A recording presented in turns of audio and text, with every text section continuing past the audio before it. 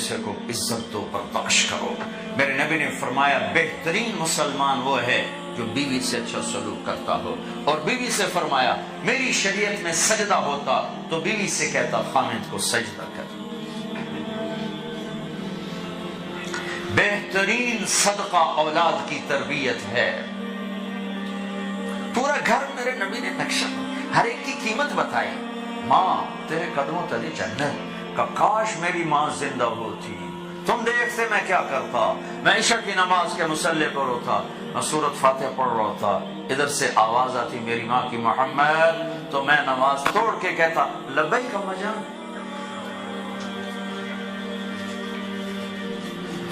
باپ کا تیرے جنت کا دروازہ ہے، باپ تیری جنت کا دروازہ ہے، کھولنا توڑنا نہیں، کھولنا توڑنا نہیں، توڑ دیا تو جنت میں نہ جا سکو گے۔ سب سے بہترین مسلمان جو بیوی سے اچھا سلوک کرے، سب سے بہترین عورت جو اپنے خامند کی منشا کو دیکھے۔ پھر آپ نے ایک عجب بات فرمائی جو معاشرے میں بہت بوجھ بنتا ہے جس کا، ہاں بھائی تمہیں ایسا صدقہ بتاؤں جس سے بڑھ کے کوئی صدقہ نہیں، تمہیں ایسا صدقہ بتاؤں جس سے بڑھ کے کوئی صدقہ نہیں۔ انہوں نے کہا جی کیا؟ کہا الابنۃ المردودہ، جس کی بیٹی کو طلاق ہو گئی یا بیوہ ہو گئی اور گھر واپس آ گئی ماں باپ کے، یا ماں باپ نہیں ہے تو بھائی ہیں، وہ ایک بوجھ بنتی ہے ماں باپ پر بھی، اور بھائی تو ایسے ہی باغی ہو جاتے ہیں۔ میرے نبی نے فرمایا اس بچی پہ خرچ کرنا کائنات کا سب سے افضل صدقہ ہے۔ گھر، ایک گھر کیسے چلتا ہے؟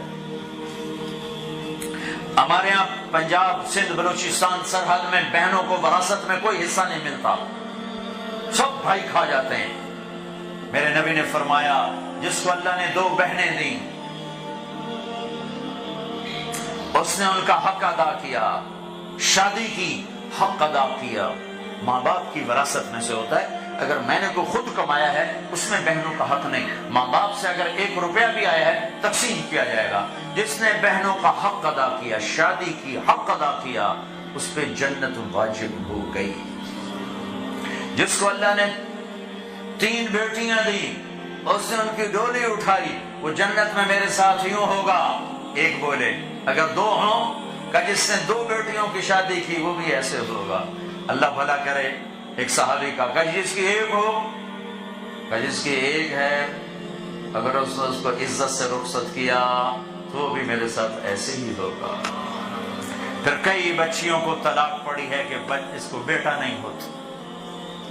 یہاں آنے سے پہلے کا واقعہ، پنڈی سے بچی رو رو برا حال اس کا، میں تو فون سنتا ہی نہیں ہوں ایسے کہ میرا تو کلیجہ پھٹ گیا ہے۔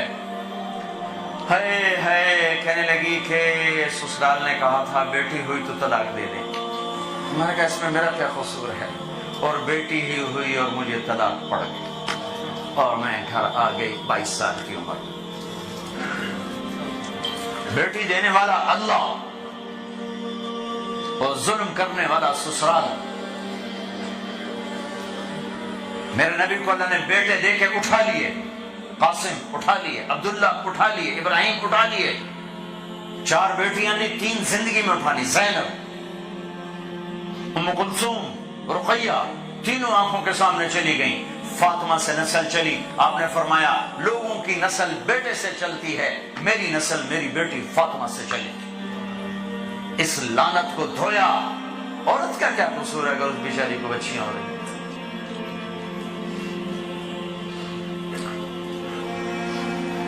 جس نے اپنی بہنوں کو حق ادا کیا، جس نے بیٹیوں کو ڈولے میں بٹھایا، ان کا حق ادا کیا، کہ جنت میں یوں ہو جائے گا۔ بہنوں کو دینا اتنا ضروری ہے، حرام ہو جاتی ہے روٹی۔ میں نے مولانا جمشید صاحب میرے استاد ہیں، میں نے ان سے تفسیر پڑھی۔